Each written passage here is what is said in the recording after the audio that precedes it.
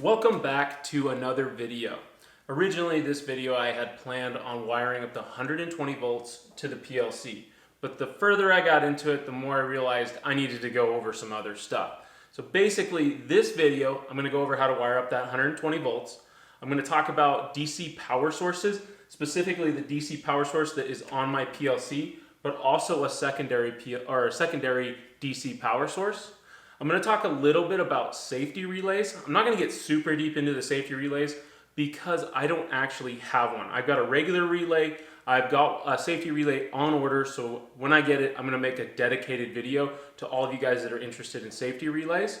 But I'm also going to just kind of go over the whole layout and why I put everything where it is, and just kind of give you a little bit more background. So let me go ahead and I'm going to pull off all these wire duct covers. So if you've watched any of my other videos on actually building this trainer, you've seen that I put a power disconnect. I'm going to run it through the power disconnect first, sort of just a safety thing that I always do. I love power disconnects, especially so I can just flip a switch and I can start wiring and unwiring.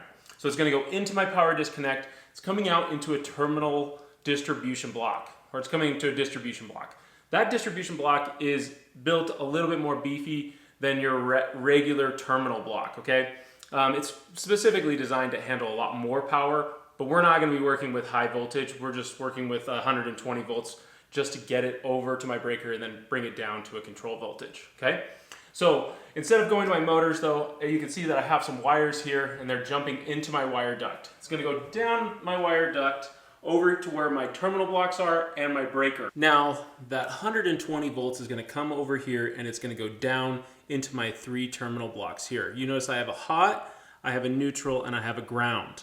Now, before I go into my hot, I am taking my wire, my black wire, it's going into my breaker. This breaker is a 5 amp breaker. Remember, this 120 volts coming in feeds everything that I'm going to do. So we're gonna be running potentially multiple PLCs, we might be running relays, everything's gonna come through this breaker right here. So you wanna make sure that you size it correctly. So there's a couple different things you can do just about figuring out how many amps are gonna be running through that circuit, and then you're gonna figure out whether you need to put a 5 or a 10 amp, whatever, depending on what kind of workload you're gonna have for it.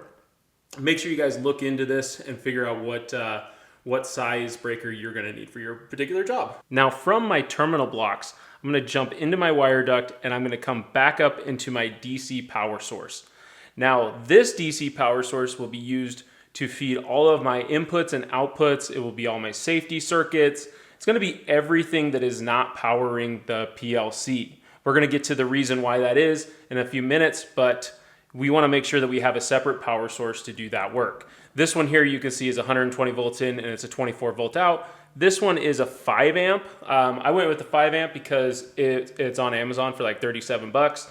You can get these really cheap, and 5 amps is probably more than enough for what I'm doing, but typically somewhere between a 5 and 10 amp are used for this type of DC power source. Now I want you to be aware, sometimes there's multiple DC power sources used. So like I said, this one's gonna be for my inputs and outputs. If I was gonna be running let's say a stepper motors, some stepper motors and drivers, I would have a separate DC power source for that, potentially of a higher voltage too. So every different circuit sometimes has its own DC power source, so it's not that surprising if you see a panel with multiple ones of these or with different voltages. I believe 5 volts is pretty common. Like I think at 48 volts is really common too. 24 is probably my favorite control voltage that I use.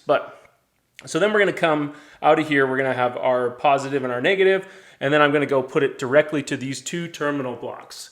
These 2 terminal blocks are just gonna be my positive and my negative.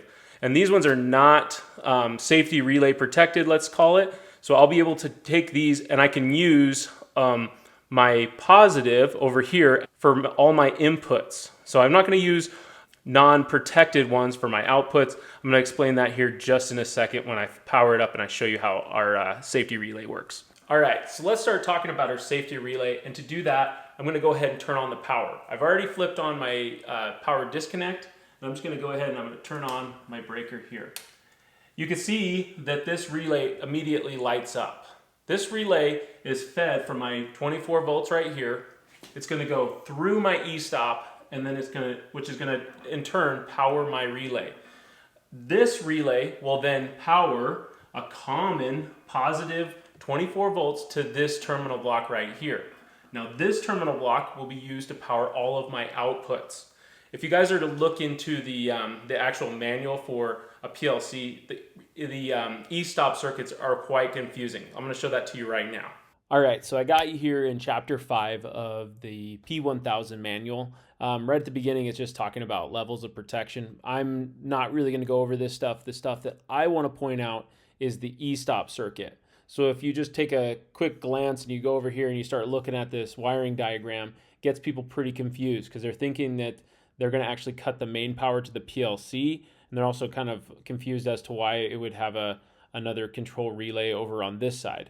So I'm not saying ignore this one, but you kind of are going to ignore this, except this is basically the circuit that I built with my e-stop, and I have just a master control relay.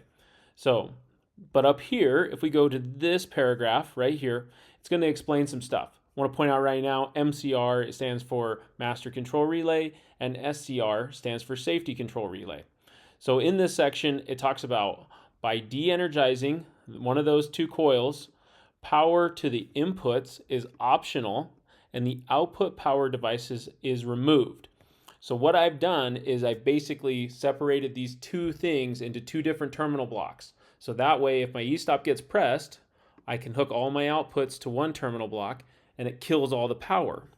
While I'm going to leave all of my inputs, or I'm sorry, over here, all of my inputs will continue getting power. Again, because I want all that information so I can figure out maybe what e-stop got pressed, what emergency is happening, because there's a lot of reasons that your machine might go into that fault mode, okay? But however, the CPU continues to receive power and operate even though all of its inputs and outputs are disabled. So that's a very important piece of information right there. So that's how I'm wiring together my safety relay. Okay, so to power up the PLC, I'm coming from my 120 volts over here, going into my wire duct, coming over, and then jumping back up here. Now on the PLC, I have a line voltage, I have a neutral, and I have a ground, which corresponds to my colors over here. And that's how you hook up the PLC power. Now remember how I said I was going to talk about some DC power sources? Let's go ahead and take a look at the manual for this DC power source. Right, so this is the, again, back to our manual here. And this one, if you look through the manual here, it's basically the cut sheet for each of the different products. So especially as you're going into each module. So expect to see this one quite a bit. So I'm just going to show you guys some stuff on it really quick. This thing's just going to break down some of the operating current and some of the amps and voltage, stuff like that. But at the very bottom, I want to point out it says up to 8 modules. So this DC power source, the maximum module count is 8. So you can only have 8 modules on this PLC with this particular power source. If you look at the other one, which is basically, it looks the same, just looks a little bit fatter, right? It has up to 15 modules. So the purpose of this DC power source here is just to power those modules. So just think about that. You're always going to need a separate one. A couple other things you might look at is it does have a fusible 2 amp fuse inside of here. It's non-replaceable though, so if you could burn it up pretty easily. Not pretty easily, but it could be burnt up. This one I believe has a 1 amp. But otherwise they operate basically the same. All right, that concludes the video on how to wire the PLC and the electrical panel roughly, okay? So again, I will put together something on safety relays in the hopefully near future, so that way you guys can get a better idea of what a safety relay is and how it can be used. It is pretty common to use regular relays for this, but you definitely want to do a safety relay if you can afford it. For something more of like along the lines for students, regular relay works just fine. Now, another thing that I didn't talk about was wire size. I believe I'm using 18 gauge for everything. I haven't got everything built out, so I don't totally know yet. But you guys can do your own research and find that. So I'm going to leave you a couple links for some resources, so that way you can go and look into it. One of them is for the Engineering Toolbox. It's a great website. There's tons of information on there about so many different things, but they have a great chart that breaks down wire size and how many amps can run through it. So take a look at that, make your own decision. I believe there is something on that website about breakers too, so please take a look at that. Find your own information, do your own research when you're sizing specific components. But I'm also going to put in the NEC codebook.